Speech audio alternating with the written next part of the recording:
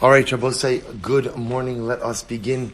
Incredible daf ahead of us today. Begin by thanking our sponsors, to thank our Talmud Torah sponsors. Baruch Meir and Rena Dubin. May Hashem continue to protect our brothers and sisters in Eretz Yisroel. May all our children remain safe and complete a year of learning with deep connection to the land and Hashem's Torah. To thank Naftoli and Chava Tilson of Eretz Yisroel, and gratitude to Naftoli's chaver, Benjamin Wohl, for introducing him to the Daf. May Hashem bless us all to finish the Daf Yomi cycle together and celebrate with the Siyum together in Eretz Yisroel. Amen. We'll see with that. Let us begin. Very exciting Gemara today. Really incredibly exciting Gemara. Top of Lamed Ches, 38. Both say we begin. Nikanor Naas Nisim L'Datosov. So remember again, the Mishnah went through a variety of different people, a number of different people, all who made certain changes and additions for the benefit of the Beis Hamikdash. So the Gemara says now, Nikanor, miracles were done for his doors. So both say, remember again, what's very exciting about this is that, remember, this entire time we've been focusing a lot on Shar Nikanor, because Shar Nikanor is the one eastern gate. So remember again, this was the major point of entry from the Azara, from the courtyard, into the Beis Hamikdash itself. That one gate over here, you go up the 12 steps, you come into Ezra's Raglei Yisrael, or I should say Makom Raglei Yisrael, Drisas Raglei Yisrael, Makom Drisas Raglei Kohanim, as we saw in the Dapim over Yom Tov. So the Gemara says that there were miracles performed for the doors of Nikanor. So Tan Rabbanan, Man Nisim Nasul Datosov, Amru, what were the miracles? Supposed to listen to this incredible Gemara. Kishahalach Nikanor lahavi datos me'Alexandria shamitzrayim. So listen to this. Nikanor had the doors fashioned in Alexandria. That's where they were fashioned. So obviously after they were made in Alexandria, they had to be transported from Egypt to Eretz Yisroel. We're going to see they're transported by boat. So what happens? So Nikanor went with them. So b'chaziraso amad alav nachshol shebayam letovo. So amazingly enough, so as he was coming back, so a huge swell, so there were waves that threatened to capsize the boat that Nikanor was on. Notlu achos mehen v'tilu liyam. So the sailors on the boat took one of the doors of Nikanor and threw them overboard because they felt that they had to lighten the load of the boat in order to avoid capsizing. So they threw it overboard. Va'adayin lo nach hayam mizavo. But still, the sea was raging. Bikshu lahatel es chaverta. So they were about to throw the other door overboard. Listen to this. Amatu the karcha. Nikanor went over to the door and he threw his arms around the door. And he said to the sailors, Amr lahem, hitiluni ima. If you throw the door overboard, I go with it. Miyad nachaya mizapo. Immediately afterwards, the sea calmed down. V'haya mitzta'er al chaverta. So on one hand, so I'll say there's a whole mahalich in the Ben Yoyada, which we'll discuss about this. So Nikanor saw that obviously, again, he was happy one door was salvaged, but he was very sad. Remember, again, this is for the Beis Hamikdash. So you have to ask yourself, what good is one door going to really do? Kevan, She'egil and Amala Shal Akko, when they came to the port of Akko, Haisa mivasretzes v'yotze mitachas dofne asina. Listen to this. So when they arrived in the port of Akko, they found that the door which was cast overboard was actually bobbing underneath the boat. So they threw the door overboard, but the door remained with the boat the entire time. And when they got to Akko, they were able to retrieve the other door as well. So the Gemara says, V'yesh omrim, bria beria shabiyam balasa, v'kiyasa leyabasha. Others say that there was some large sea creature which had swallowed up the door and ultimately spit the door onto the shore. Va'aleh Amar Shlomo. And about this episode, Shlomo HaMelech prophetically wrote, because obviously Shlomo HaMelech is before Nikanor, Koros Batinu Arazim. Literally, the beams of our home of the Beis Hamikdash are cedar wood. Rihitenu Berusim. The doors are of cypress. Al tikri berusim, rather ella brias yam. So don't read it berusim, rather brias yam, a sea creature which swallowed up the door made by Nikanor. Lefichach. Therefore, kala sharm shay b'mikdash nishtana liyo shal zav. So we'll discuss this later on, that at a certain point, the Beis Hamikdash there were modifications which were made, and one of the modifications was all of the doors were once again coated, or were coated, not once again, but were not coated. What's the word? I'm sorry? Overlaid. I'm sorry? Plated, thank you. We're plated with gold. So the Gemara says, Chutz mishari Nikanor, with the exception ultimately of Shari Nikanor. Why? Mipnei shena'asu bo nisim. Because everyone knew the miracle of Nikanor's doors, and therefore they wanted to leave them as is. They did not replate them with gold. So the Gemara says, or they did not plate them with gold. V'ish omrim, others say there was a different reason they didn't plate them with gold, which was mipnei shenechushtan mutzhavas haisa, because apparently it was this type of gold-like copper, which had the appearance of gold already, therefore didn't need to be plated with gold. Rabbi Elazar ben Yaakov Omer, nechoshes klunaisa haisa v'haisa me'ira kishal zav. Rabbi Elazar ben Yaakov says, was this other type, nechoshes klunaisa. Rashi says, mizukekes, a very refined copper, and ultimately, again, it emanated the light just as if it was gold. So I will say, an incredible story. This is the story of Shar Nikanor. These are stories, and I both say, the Ben Yehoyada has a whole mahalach on this, as I mentioned, and he said, what was the pshat? What's the pshat with this whole story? In other words, obviously, when you see a story like this and you see the storm, so the point over here is that the storm was somehow related to Shari Nikanor, was somehow related to these doors. This is very reminiscent of which story? Of Yoma, right? Right, good, right, I know what you meant, right, of Yoma, right? So again, your mamish in a heavy mindset this morning, right? So it's very reminiscent. Again, in many ways, first of all, the turbulent sea, something being thrown overboard to silence the sea. According to the second opinion, the sea creature. So I will say, so the Ben Yehoyada says that HaKadosh Baruch Hu was giving Nikanor an opportunity to go ahead and show his Mesiras Nefesh. What was he willing to go ahead and engage in self-sacrifice for? And I will say, there's a very profound lesson, which is in life, you have to have something you're willing to go overboard for. Right? So what in life are you willing to go overboard for? What in life are you willing to wrap your hands around and say, no, if this goes, I go at everybody.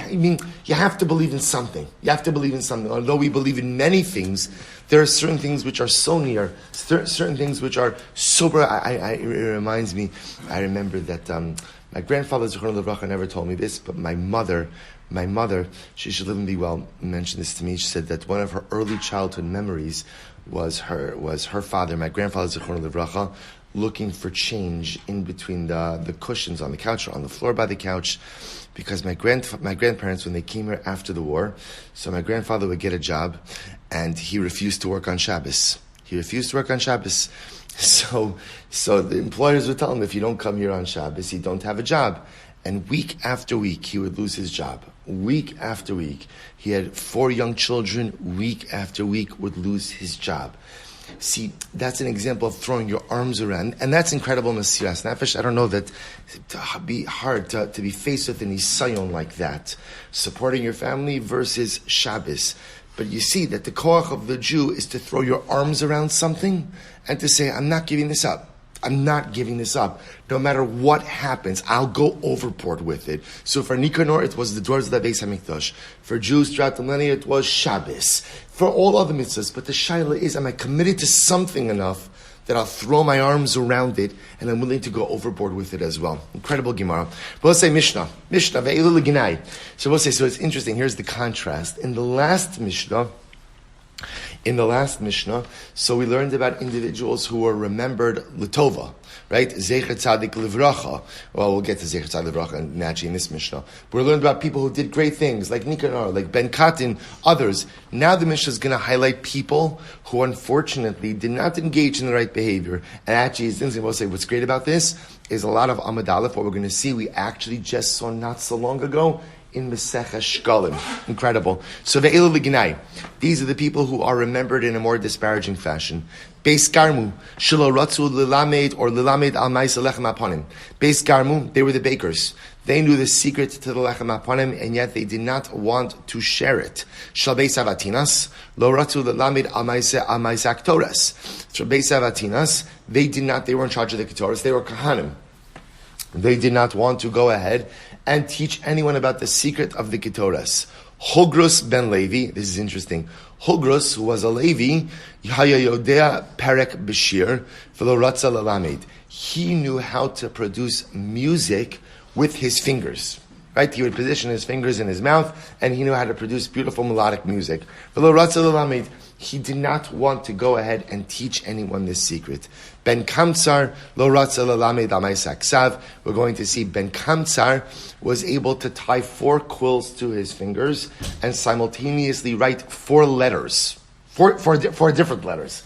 Right? So, for example, Yud Ke Vav Ke, the name of Hashem, he was able to write it in one movement, and he did not want to go ahead and teach anyone this trick. So the Gemara says, about the people mentioned in the previous Mishnah, Munvaz, Helenia Malka, Ben Kantin. These people, Zechet Tzadik Livracha, the name or the memory of the righteous shall be for a blessing. Va'al Elu Ne'amar V'Shem Rishaim Yirkav. And about these individuals mentioned in our Mishnah, we apply the dictum in Mishlei, it's the same pasuk. V'Shem Rishaim Yirkav, the names of the wicked should rot. Now, right off the bat, that's strong. Right? Remember again, I just want to point out, the people mentioned here in the Mishnah didn't commit Averos. They didn't commit Averos. What didn't they do? They didn't share information. Which Rabbi tells you an incredible Musar. I mean, we'll see their stories. Incredible Musar. Which is, when HaKadosh Baruch Hu gives you a koach, HaKadosh Baruch Hu gives you a talent, He doesn't give it to you for you. Right? HaKadosh Baruch Hu, bless you. HaKadosh Baruch Hu doesn't give us our abilities just for us. HaKadosh Baruch Hu gives us abilities to be able to build up those around us. So if I go ahead and I take my kochos and I keep them just for me, I take my kochos and all I do is plow them inward and I don't use them to build up those around me, V'Shem Rishaim Yirkav. The Mishnah calls such a person a Rasha. We'll say so incredibly profound. Incredible. Turn Rabbanon. Beis Garmu Hayu B'Kim Ma'aseh Lecha. We'll say, here we go. Again, this is actually Chazorah from Shkolim. Very exciting. So the Garmu family, they were in charge of the Lechem Aponim. V'lo Ratzu L'Lamed. But they did not want to teach anyone how to do it. Remember again, the Lechem Aponim was incredibly unique in that it was essentially shaped like a box. So you had a bottom, you had narrow sides, and then a narrow top, and a hollow middle. So it was complicated to go ahead. First of all, we're going to see actually it wasn't complicated to bake lechem aponim. It was complicated to remove lechem aponim from the oven without breaking it. So the Gemara says, so the Garmu family didn't want to teach anyone. Well, the rabbis got fed up with them and decided, that's fine, so let's outsource this. Let's get someone else. So Shalchu Chachamim ve'eviu umnei Alexandria shel Mitzrayim. So the Chachamim brought expert bakers from Alexandria. V'hayu yodin le'efos kimosan, v'lo hayu lirdos kimosan. So these expert bakers from Alexandria, they were able to bake the bread, but they weren't able to remove the bread without breaking it. Shalalu masikim b'chutz va'ofin b'chutz, v'alalu masikim b'ifnim va'ofnim b'ifnim. So it's interesting. The Garmu family, they used to go ahead and heat the oven and bake inside of the oven. The Alexandrian craftsmen, they baked on the outside of the oven with the heat source outside of the oven as well. Halalu piton misapeshes, valalu ein piton misapeshes. The problem was that the bread of the Alexandrian bakers went bad, it became moldy. But yet the bread of the Garmu family did not spoil. Kishashamu chachamim b'davar, when the chachamim saw that no one else was able to replicate the lechem hapanim of the Garmu family, Amru, Kadosh Baruch Hu lichvodo bera'o. They said, it's clear from here, whatever HaKadosh Baruch Hu created, He created for His kavod. Shnei Amar, Kalanikra b'shmi ulichvodi barasiv. So they realized that, look, if HaKadosh Baruch Hu gave this wisdom to the Garmu family and didn't give it to anyone else, it's obviously the Ratzon Hashem that the Garmu family have it and not other people. So we'll say, watch this. This is great. Come on. So the rabbis once again reinstated the Garmu family back to their position of baking lechem aponim. But the Garmu family said, Shochem chachamim v'lo bo. So Chacham said to the Garmu family, we'd like to invite you back to the Beis HaMikdash to do your work. And the Garmu family said, no. Kaflu lahen scharo. So we'll say, what happened? The Garmu family demanded contract renegotiation. Oh, you want us back? No problem. And we'll say they ended up settling for double their wage. B'choyum hayu notlin. Shnei masar mana, every day they took 12 mana. V'hayom esrim v'arba. Then they doubled their wage to 24 mana. Rabbi Yehuda Omer, b'choyum esrim v'arba, v'hayom arba'im u'shmona. All right, so machlok is what the original wage was. Point is, they came back to work only after they renegotiated their contract for double the wage. So we'll say after this, it's interesting. Amar lahem chachamim, mari isem shelo lelamed. So the chachamim said, tell me, Garmu family, why don't you want to teach anyone about the secret of the lechem hapanim? Amar lahem, so the Garmu family said, Yodin hayu shal beis abba, shebayis ze asid licharif. We know that the Beis Hamikdash is going to be destroyed. Shema Yom, this is Bayasheni. Shema Yilmod Adam She'ena Mohugan. Perhaps someone who is unworthy will learn the secret of Lechem Hapanim. V'yelech v'yavod avodos kochavim b'kach. And he will come to go ahead and worship idolatry with it. So we'll say, what they were concerned about was that someone will use the process of the Lechem Hapanim for Avodah Zarah. Therefore, again, they felt the only way to prevent that was never divulge the secret of baking it. So the Gemara says, "Va'al davar zeh maskirin osan l'shvach." And regarding the following, well, see, I just want to point out also, isn't it fascinating that when did the rabbis have the conversation with Beis Garmu? When did they have the conversation? Only after on. So we'll say there's a very important lesson to be learned in here, which is, you see, Chazal took it for granted that Garmu had only selfish motivations for not going ahead and divulging the information. But it turns out they had good intentions. Now, Chazal still did not like their intentions, as we'll see in just a moment. But it's so often in life it happens this way, where first you have the fallout and then you have the conversation. Wouldn't it be so much better in life to first have the conversation and potentially avoid the fallout? Incredible yisod.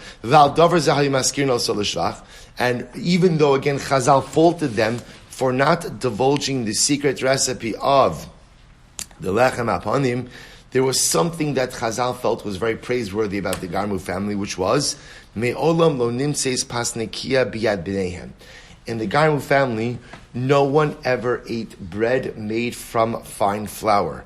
Shelo yomru mimaisa lechem hapanim zen izonin l'kai mashenemar v'yisim nekia me'ashem. So this is very beautiful. The Garmu family was makbid. They never ate bread made from fine flour. Why? Because they were concerned that people might say, oh, they're making the lechem hapanim for themselves as well. So as to avoid any level of suspicion, they never ate fine flour bread. And the Gemara quotes the pasuk of Yisem Nikim, which Shabbos says an incredible yisod. Because Yisem Nikim means like this. Sometimes we go through life and we say, I don't care what anyone thinks, as long as I know I'm doing the right thing, that's all that matters. And that is false. That's not correct. We do care what other people think, I mean, to a degree. But the idea is that my actions have to be able to stand on their own. The Yisem Nikiyim means that when someone looks at my actions, my goal is that my actions should speak for themselves. My actions shouldn't need a Rashi and the Tosfos, and sometimes Rishonim and Achronim also. Right? But my actions should be self-explanatory, that they're good, that they're proper, that they're upright. So we'll say, so I'll tell you something interesting about this. The Marsha, very quickly, because we mamish don't have time, but the Marsha comments on this Gemara. And the Marsha says, I'll just quote you very quickly. The Marsha, let's see if I think I... So the Marsha says like this: if you notice the progression of the Gemara, even after the Garmu family gives their explanation for why they don't want to share the recipe, the rabbis are still not happy with them. Right? Remember again, so the Garmu family says, it's not that we're being territorial about this. We have a Masorah, the Beis Hamikdash is going to be destroyed, and we don't want the recipe to fall into the hands of the Avodah Zarah. So it's interesting that so the Maharsha comments, he says, Va'alzeh maskirin osol l'shvach. So he says, Mechober l'maiseh shemei olam nitzeis kver shashi, Haval hashel rotzu l'lamid v'nas l'tam l'divrayim, mishum d'shama yomol adam she'ino hagun, bazelo iskiro osol l'shvach, delo ha'aminu chachamim lahem, ela de kavanasan l'harbos charam. So the Maharsha says, interestingly enough, you would have thought that after the Garmu family goes ahead and gives them the explanation, we don't want to share the recipe of lechem hapanim because the Beis Hamikdash is going to be destroyed. We don't want it to fall into the wrong hands. Yet they're still grouped together with this grouping in the Mishnah of Vishem Risha and Yerkov. So the Maharsha says the rabbis didn't believe them.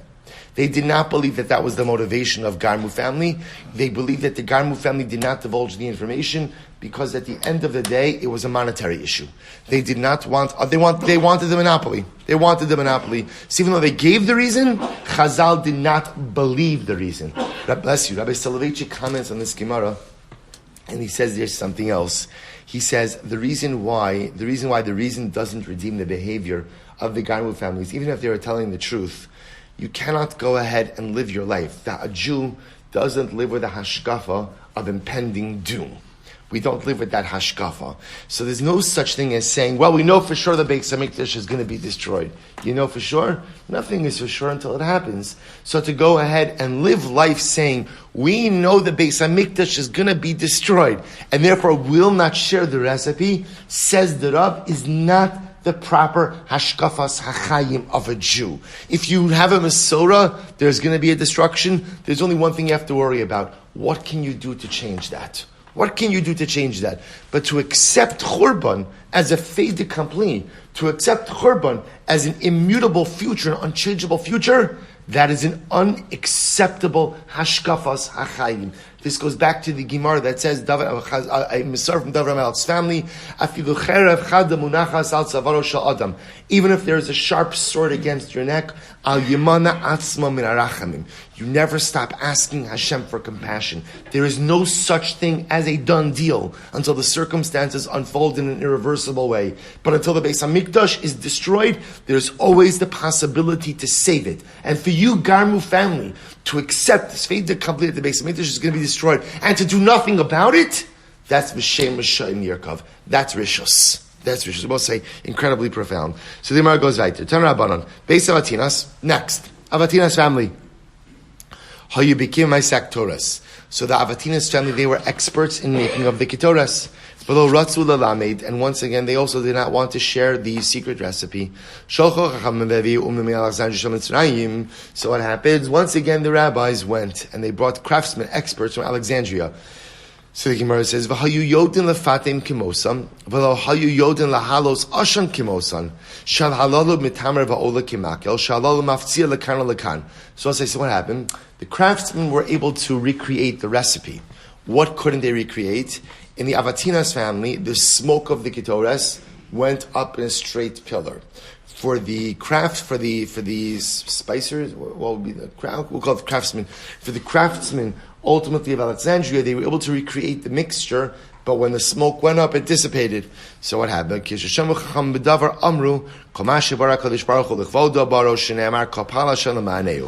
when the Chacham saw this, they realized, okay, we tried. Obviously, again, this is the Ratzon of Hashem, that it comes just from the Avatinas family, so they went to re-engage the Avatinas family. V'chazru beis Avatinas l'mkoman. Shalchu lahem chachamim v'lo bo. We'll say same story. The rabbi said to the Avatinas family, we'd like to reinstate you. Avatinas family would not show up. So what happens? Kaflu lahen scharan. They offer to double their wages, and then ubo. Then the beis Avatinas family comes to work. Okay, so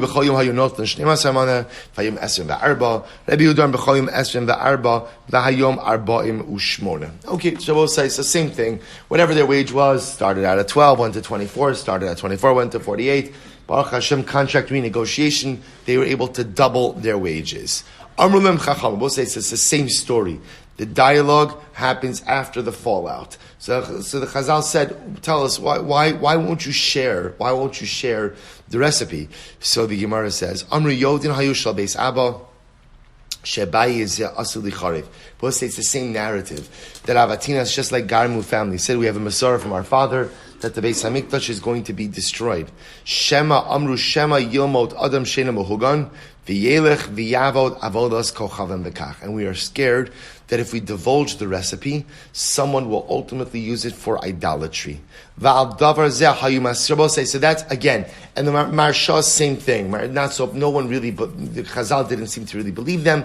Rabbi Soloveitchik, same idea. You can't live life with the hashkafa of impending doom. You must maintain optimistic and hopeful outlook until it is no longer viable. However, There was something very good about the Avatinas family, which was Me'olam lo yatsa kala mevusemes mi batehen. This is interesting. The women of the Avatinas family never wore perfume. And not only that, when the sons would marry a woman from another family, masnin ima shelo tisbasim. There was a tenai with the marriage that any woman who marries into the Avatinas family, you have to agree never to wear perfume. Why? Shelo yomru mimaisak toros mispasmin. Because there was a concern, the Avatinas family was concerned that if the woman would wear perfume, people may accuse them of what? Of using the ketoras for their own perfume purposes. Therefore, again, the Gemara says, "L'kai mashenemar v'isem nikim me'Hashem u'mi Yisrael." Ultimately, again, v'isem nikim. This way again, their actions were beyond reproach. Incredible. Tanya, Amar Bishma. Bishma said, "As pam achos hayisi mahalich baderech." One time I was walking. Umatzasi echa mibnei b'neihem. One time I found a descendant, I came across a descendant of the Avatinas family. Amarti, when I said to this young man, Avosecha bikshu laharbos kvodan, v'ratzu lema'id kvod hamakum. Your forefathers wanted to increase their own kavod at the expense of HaKadosh Baruch Hu. In other words, their kavod, this is the right to the Mersha, that the rabbis really did not believe their excuse. And at the end of the day, the reason the Avatinas family did not want to divulge the secret of the Ketoras was to be able to corner the market, to keep a monopoly. So Rabbi Shmuel says to this guy, your ancestors wanted to go ahead and maintain their own kavod, and v'rotzu l'ma'id kavod hamakom, and to diminish the kavod of HaKadosh Baruch Hu. Achshav kavod hamakom bimkomo, umiyet kavodam. But now, your kavod has been diminished because the Beis HaMikdash was destroyed, but the Ribono Shel Olam's kavod is still intact. Which I will say also is a very powerful yisod, that although the absence of the Beis HaMikdash, right, doesn't allow HaKadosh Baruch Hu's presence to be felt in the same way, the ultimate kavod of the Ribono Shel Olam is still intact. LaHashem ha'aretz u'mola'o. That ultimately, again, the world is still the domain of the Ribono Shel Olam, even in the absence of the Beis HaMikdash. I'm Rabbi Akiva. Plus another story. Rabbi Akiva said, Pam achas sachli Rabbi Shmuel ben Luga. So one time, Rabbi Shmuel ben Luga told me the following story. Pam achas yatzasi ani ve'echa mibnei bneihem asada.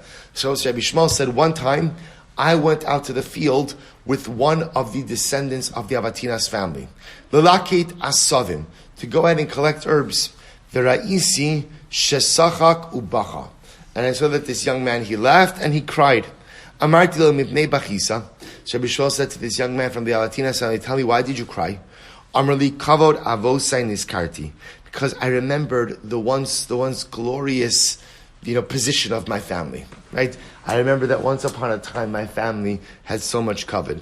Umipnei masachakta. Why did you laugh? Amrli sha'asir HaKadosh Baruch Hu lahachzira lanu. And this young man said, because I know that the Ribono Shel Olam will once again restore our family to its former glory. Umipnei manis karta. And so Rabbi Shmuel says to this young man, what is it that you saw that jogged your memory in this way? Amarli ma'ale ashan kenegdi. So he said, I saw the spice or the herb called ma'ale ashan. There was a ma'ale ashan was the herb which was responsible for causing the smoke to go up in a straight pillar. So he said, and remember, that was the secret of the Ketoras, because as you saw, the Alexandrian craftsmen were able to recreate the rest of the Ketoras. They were unable to get the smoke to go up in a straight pillar. So he said, I saw the ma'ale ashan, it reminded me. So Rabbi Shmuel says to this young man, he says, Hereoli, can you show me? Can you show me which herb is the ma'ale ashan? Amrali shvua hi biyadenu she'in marin oso l'chol adam. So the young man said to Rabbi Shmuel, we took an oath that we would never divulge the identity of the ma'ale ashan plant to anyone. Rabbi Yochanan ben Nuri said, Pam achas matzasi zakin echad umegilas samamani biyado.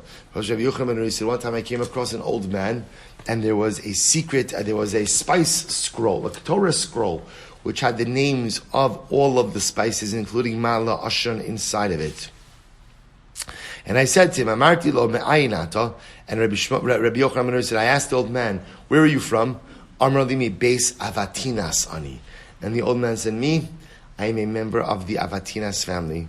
Oma biyadcha, tell me, what's in your heart? Well, what's in your heart? What's in your hand? Amar li Megillas Samemanim. It's a scroll with all the spices. Hereoli. Ultimately, again, and Rabbi Yochanan said, show it to me. Amar li. The old man said, Kozman shebeis Abba hayu kayam lo hayu mos adam. When my family, the Avatinas family, was alive, we took a shvur that we would never share it with anyone. However, achshav harehu lacha. The old man says, Rabbi Yochanan Nuri, I'm hereby giving over this scroll to you. It's yours. Lech v'zarba. Ultimately, again, be careful with it. So they will say, this is the moment of transition, where a member of the Avatinas family gives over the spice scroll to Rabbi Yochanan ben Nuri, entrusts Rabbi Yochanan ben Nuri with the secret, and tells him to be careful with it. Ukishabasi v'sachti dvarai lefnei Rabbi Akiva. And when Rabbi Yochanan ben Nuri says, when I came and I told over this episode before Rabbi Akiva, Amar li me'ata aser l'saper b'genusan. From this point forward, we are not allowed to speak disparagingly about the Avatinas family. Why? Because effectively the Avatinas family has done tshuva. By handing over the spice scroll to Rabbi Yochanan ben Nuri, sharing the secret of the Ketores, the family has effectively done tshuva. Which I will say is actually incredible, because what you see over here is sometimes one person could redeem the honor of an entire mishpacha. Right? This old man gave over the secret of the Ketores Rabbi Yochanan ben Nuri, thereby redeeming the entire mishpacha. So the Gemara says, Mikan Amar ben Azai, B'shimcha yikarucha, or b'mkomcha yeshivucha. As well say, before you turn the page, look at Rashi. Mikan Amar ben Azai, Mimaise beis garmu ubeis avatina. So we'll say, so first of all, before we go on, it's interesting. It's also clear that the Avatinas family did tshuva. How do we know that? Because remember, we still have a chamber that is named after them. So remember again, it's still called the Avatinas chamber, right? We saw that. Remember again, that was on your Beis Hamikdash map. So Nun Aleph is your Lishkas Beis Avatinas. Over here, remember again, we saw before, that's where the Kohen Gadol was going during the 7 days of preparation to prepare for the Ketores. The fact that the chamber still retained the family name is indicative of the fact that at least at some point in time, so they were redeemed. Somehow they redeemed their name. So the Gemara ends off this section by saying as follows. Mikan Amar ben Azai. Look at Rashi. Based on this, Ben Azai says, Mimaise beis garmu ubeis avatinas shebikshu chacham l'tchosem kom lo yachon. I will say, here's something very interesting. You see from the two stories over here that Chazal wanted to go ahead and kind of remove the Garmu family and the Avatinas family from their respective positions, but they were unable to do so. So Ben Azai says, what do you see from here? You see from here, B'shimcha yikarucha. B'shimcha yikarucha, bimkomcha yoshivucha. Literally, again, with your name they will call you. From your place they will seat you. Amid Beis, umilshelcha yitnu lacha. And from yours they will give to you. Which Ben Azai essentially is saying, whatever HaKadosh Baruch Hu has ordained for a person, that's what's going to happen. So Chazal wanted to dispossess Garmu family and Avatinas family. Yet it's clear that HaKadosh Baruch Hu ordained that Lechem upon him would only come from the Garmu family. And ultimately, again, Ketores would only come from the Avatinas family. Now, I will say, now, what Ben Azai is trying to highlight over here is a din in Parnasa. In fact, the last Rashi on Lamed Ches on the Aleph says, Lo yidag adam lomar, Ploni yikapeach parnasasi, ki al karchach b'shem yikarucha, lava v'lasho b'mkomcha. But so you see from here that parnasa is ordained from the Ribono Shel Olam. And whatever Hashem wants you to have, no one else could take from you. So Kadosh Baruch Hu wanted Garmu family, Avatinas family, to have their parnasa in this particular way. And even though, again, we imported craftsmen from Alexandria to do it better, nevertheless, ultimately, the parnasa comes back to the house of Garmu, to the house of Avatinas. From here you learn, Ein Adam Nogeh B'mucha L'Chavero. One person cannot take away something that is set aside for another. Ve'in Malchus Nogeh B'chaver Ta'afilu Kimali Neima. Just like one monarchy cannot overlap with another monarchy, even a hair's breadth. So we'll say a very profound Gemara, also just teaching us proper hashkafa when it comes to parnasa. Because very often when it comes to parnasa, we think that we're all fighting for the same slice of the pie, but it's actually not true. Not only are we not fighting for the same slice of the pie, we're not even fighting for the same pie, right? Every person has their own pie. And again, HaKadosh Baruch Hu determines how much of that pie you're going to get, but even in general, this goes to the general concept of lo sachmod, of not coveting.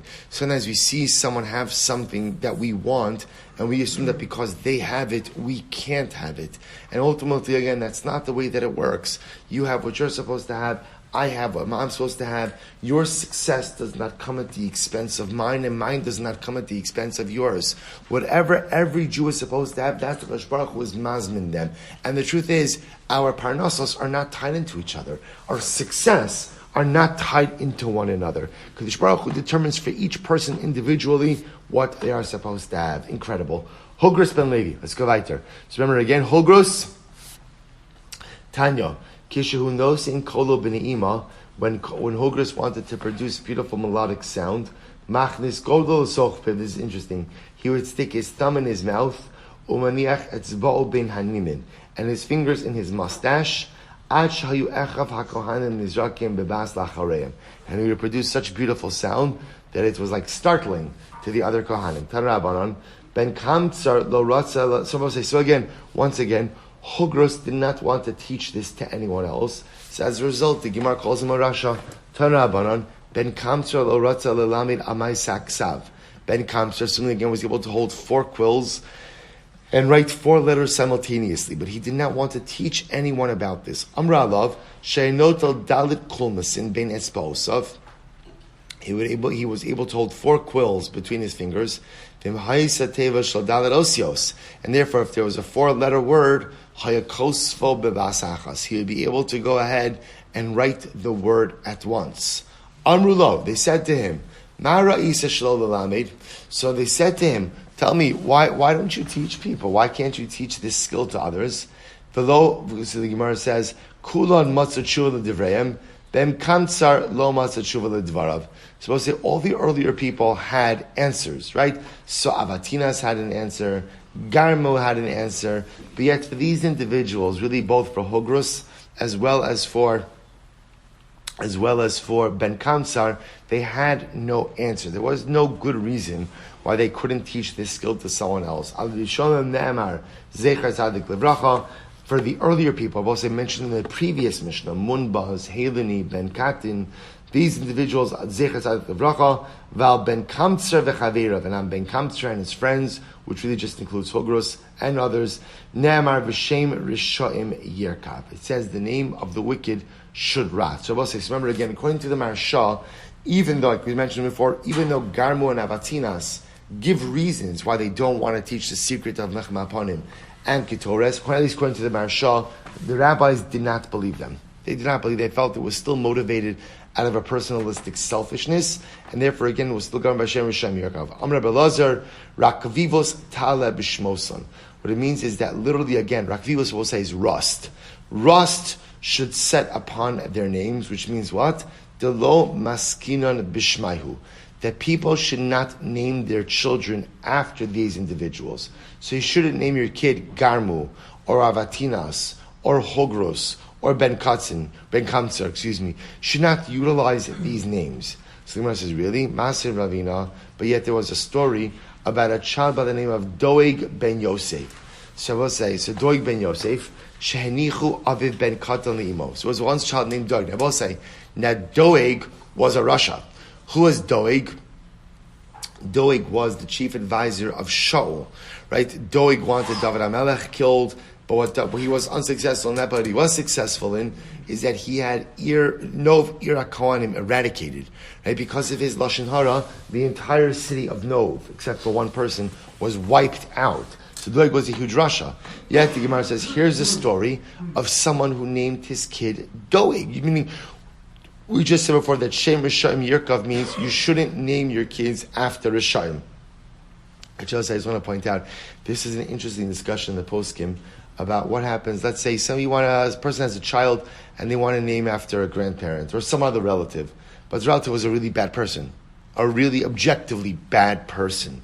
So is there an inyan to dafka not name after someone who was a Rasha? So there's a discussion in the poskim, but the Gemara, the quote this Gemara that you see from Shem Rishayim Yerkav means we don't name after Rishayim. The Gemara said, 1 second, there was a kid by the name of Doeg ben Yosef, Shenichu Aviv ben Katan Le'imo. So his father left when he was a young boy. When he was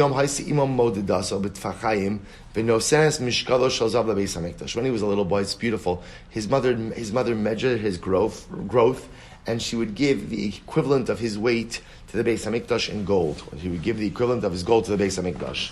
What happens? When the Romans overtook the Beis Hamikdash, or it could be Mikdash Rishon also, Tavachto va'achalto. There was such profound famine in the Beis Hamikdash that what happened? She slaughtered him and she ate him. Va'aleha konin Yirmiyah Rabbi laments this. Im tochalna noshim parim olei tifuchim.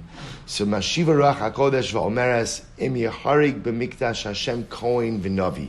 So both say the Gemara quotes this as a raya that you see. You just learned V'Shem Rishayim Yerkav means don't name after Rishayim. But here's someone who named his kid Doeg after Rasha. So you see that people do name their children after Rishayim. To which the Gemara says, this is the Raya, Chazi Maisalik Bey. Look what happened to this kid. So I'll say, if anything, this is a further proof, right? Unfortunately, look what happened to this child. So therefore, again, this is another Raya that we do not name after Rishayim. Incredible. Amr Balazar, Tzadik me'atzmo, V'Rasha mechavera. Both an interesting Gemara. If you look at Rashi, Tzadik me'atzmo, al yedei ma'asam niskal tova. A tzaddik is remembered for the good based on his own actions, but a Rasha, interestingly enough, through association with other Rishayim, is known for his wickedness, even if he himself did not perpetrate the wickedness. What does this mean? The Gemara says, Tzaddik me'atzmo d'chsiv, zecher tzaddik livracha. So the tzaddik is remembered from his own actions, because the pasuk says the tzaddik is remembered for blessing. V'rasha mechavero, yet the Rasha is often remembered for his wickedness through the association with other Rishayim. D'chsiv, v'shem Rishayim Yerkav. It uses the plural. The name of the wicked, plural, will rot. Amar li Ravina l'hu mirabanan, tava mesader agarata kamei. Ravina said to one of the Rabbanim who was arranging agarata in front of him, and he said as follows: Mina ha-milsa d'amar Rabbanan. From where is this thing that the Rabbanan say Zecher Tzadik Livracha? But say, where do we learn the concept of Zecher Tzadik Livracha? Where do we learn it from? Amar lei d'haksiv Zecher Tzadik Livracha. What do you mean? Where do we learn it from? The pasuk says Zecher Tzadik Livracha. What do you mean, no car?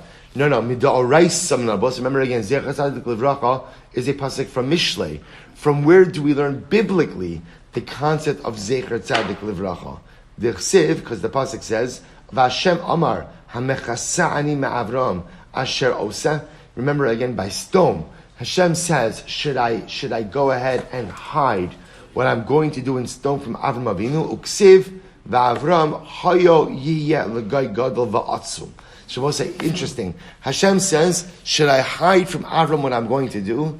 And right after Hashem mentions Avram, the pasuk says, and Avram is going to become a great nation. So you see over here, Zecher Tzadik, the moment that you go to mention the Tzaddik's name, Livracha, you extol the qualities of the Tzaddik as well. That's the biblical source. From where do we know the concept that the name of the wicked should rot? Because